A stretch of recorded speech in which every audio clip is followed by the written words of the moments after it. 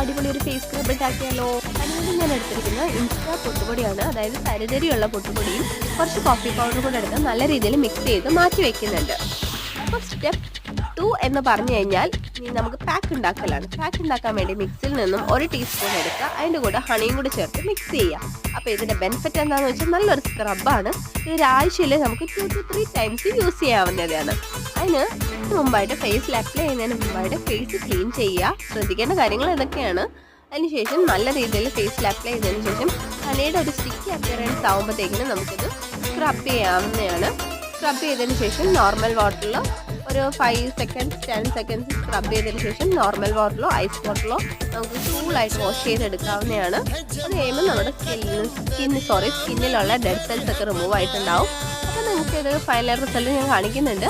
എന്നാലും എൻ്റെ channel first time കാണുന്നവർ ലൈക്ക് ഷെയർ സബ്സ്ക്രൈബ് ചെയ്യാൻ മറക്കണ്ട. ഇതാണ് ഫൈനൽ റിസൾട്ട്. അതിലുള്ള